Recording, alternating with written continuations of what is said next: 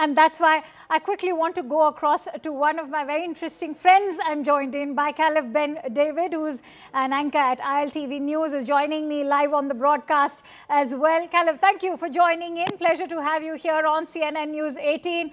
Heartwarming visuals of Prime Minister Modi and Prime Minister Netanyahu meeting along with Sara Netanyahu. The interesting part over here is that both have a common connect, and that is the color saffron, something that Prime Minister Modi also spoke about. If we talk about the common connect right now, apart from the color saffron, what are the commonalities that unite Prime Minister Netanyahu and Prime Minister Modi? I think there are very close political connections between the two. Both leaders are seen as perhaps being more assertive about national pride in their countries.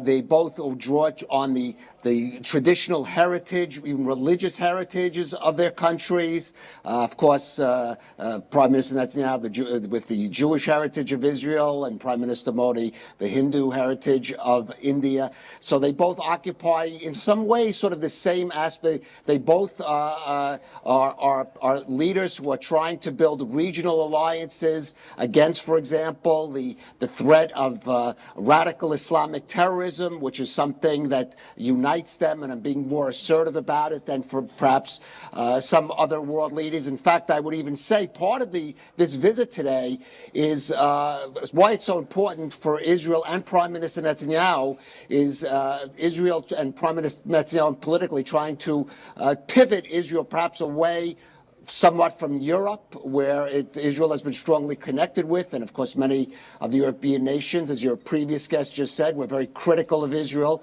over the war in Gaza, and perhaps pivoting more towards Asia, in particularly towards India.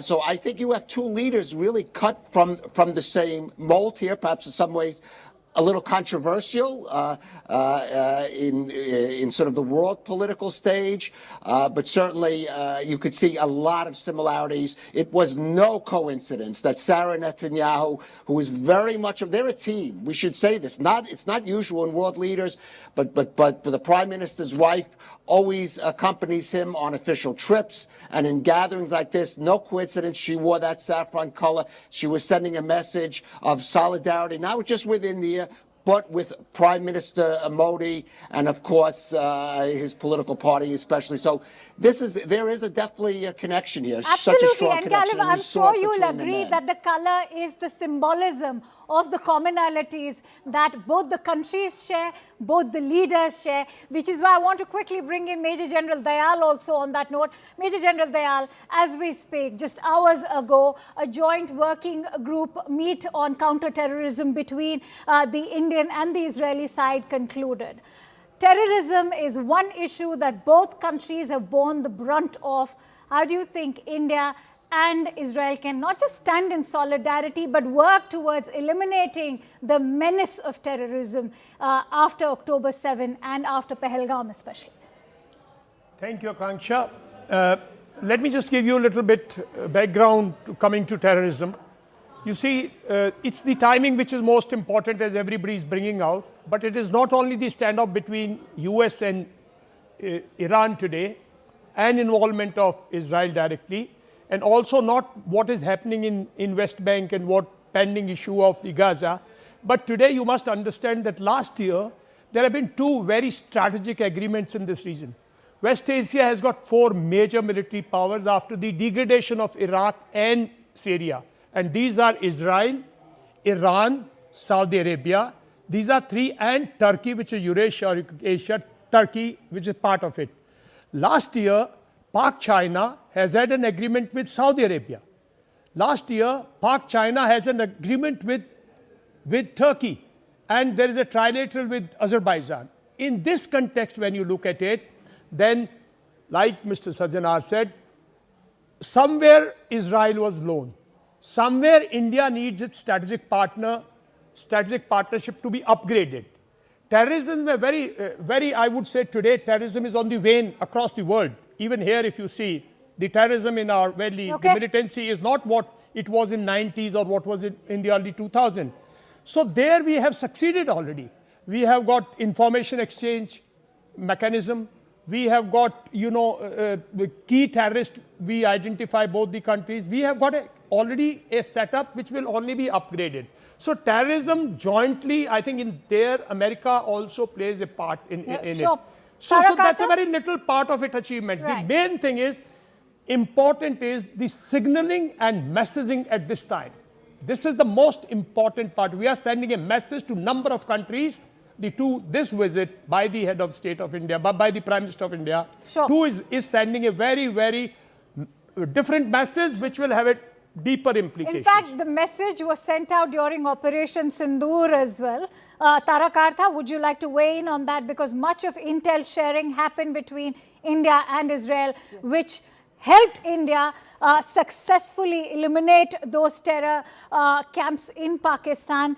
And if we were to weigh in on the messaging part of this, take it forward when we talk about how India and Israel are looking towards forging this strategic partnership, rather strengthening it further. I think the main messaging has come across from the news I just saw, that Pakistan Senate has passed a resolution against the India's visit, India and Israel coming together. So they are obviously very upset about that. The terrorism connect is very real because, for Israel, it is a daily problem. They've suffered from this for decades. And we've also suffered. So that empathy between the two countries on the costs which has been imposed on us due to terrorism is very, very real. And I've seen this.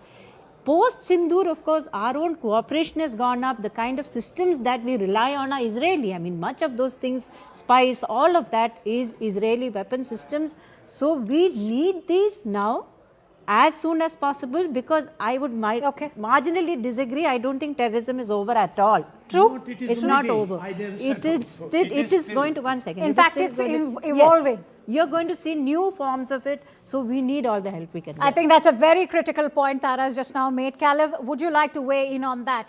How does one tackle terrorism in an age when we are seeing it evolve daily? Because it's also taking forms of, say, cyber forms, where we are looking at times when cyber terrorism is happening. Here in India, we are talking about or dealing with the menace of how hiring is happening online as well. So here you're looking at even intel sharing, which will play a very critical role. How will India and Israel look towards eliminating terror infrastructure, address the menace of money laundering? And we cannot do it without, say, European powers like France and the FATF, which must call out the role that's being played by countries like Pakistan, which are a safe haven for terrorists. Well, let me bring up another point about Pakistan, because we have seen in recent years a growing alliance, in particular between Pakistan and Turkey.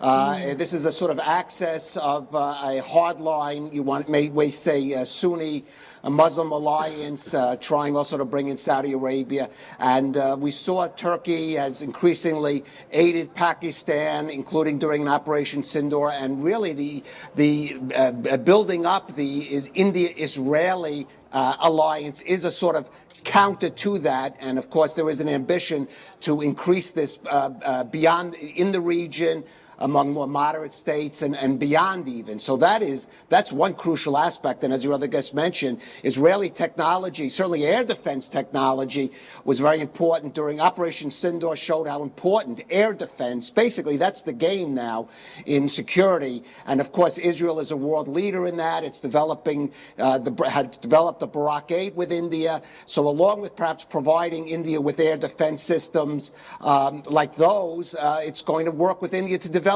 new ones, and that is a crucial aspect of it. Kalev, there's a lot of curiosity. There's so much to talk about. There's a lot of curiosity about the Hexagon Alliance here in India. Could you also shed light on why should India even be part of this alliance? Whether or not India decides to be part of this alliance is yet unknown, but what will India stand to gain if it were to join the Hexagon? Look, we are in a situation where the region is changing rapidly, and we've seen states like Syria move from one orbit. They were in the Iranian orbit, and they moved now. They seem to be moving in the Turkish orbit. It is not simply countries cannot simply stand on their own anymore. It is about building regional alliances, and even beyond that. And you even have just said. I noticed the threat of cyber warfare, money laundering. These are aspects of, for example, terrorism that go beyond national borders, even go beyond regional borders, and the bad players are emerged. So it is very crucial to build these kind of, again, multinational alliances. We may see in the coming months people are talking about a new NATO for the Middle East, for example, that even Israel could be a part of and include more moderate Arab states. India is going to have to be a part of these alliances. Now, it is a little tricky because you mentioned, I will say earlier, you talked about Iran, which is a point of disagreement between Israel and India. Yes. You talked about whether Prime Minister Modi would address that, for example, in the case. Personally, I don't think, I would be very surprised if there's any public statements about that. Sure. Because keep in mind, this is now the U.S. and President Trump who is driving the situation and strategy with Iran, not Israel. It's President Trump, and certainly Prime Minister Modi and Prime Minister Netanyahu are going to want to respect that role and not deal it. But you can be sure that behind closed doors, and maybe even now there at the airport, first thing Prime Minister Modi is going to want to hear from Prime Minister Netanyahu was what is the latest that he knows on the situation with Iran. Because we may be seeing observations, Caleb. Thank you. Thank you. Stay with me because I want to quickly give closing thoughts to Sanjay also. Sanjay, Prime Minister Modi all set to make that address in the Knesset. We all can't wait to hear from Prime Minister. But many here in India from the Parliamentary Committee have also gone on to talk about the messaging. They have questioned the timing of this visit. What is the message overall for India's broader Middle East policy? You know, fundamentally, the question is whether India can serve the Palestinian cause by compromising its defense position with Pakistan. It cannot. That is today India's own security is paramount necessarily and obviously to India. Israel is a critical partner for India. Israeli technology, Israeli weapon systems are critical for Indian defense. At the same time, Israel is a relatively isolated nation. It's not able to do business with a lot of countries that really have closed doors to Israel, and therefore it suits both people. Necessarily without mutual interest, we wouldn't have come as far as we have. But really these are separate tracks, and there will be questions raised about this visit inevitably, but this is a separate track. It is driven by security, it is driven by defense concerns, and so it must be. Absolutely. The testament to that alliance is very much visible from the kind of bonhomie that we've seen between Prime Minister Modi and Prime Minister Netanyahu, and of course the colours worn by Prime Minister and Sara Netanyahu. Caleb Ben David, here's a very special thank you to you for joining in on CNN News 18 and sharing in your fascinating insights with us here. Israel. Many thanks to our guests also for joining in live from the studios of CNN News.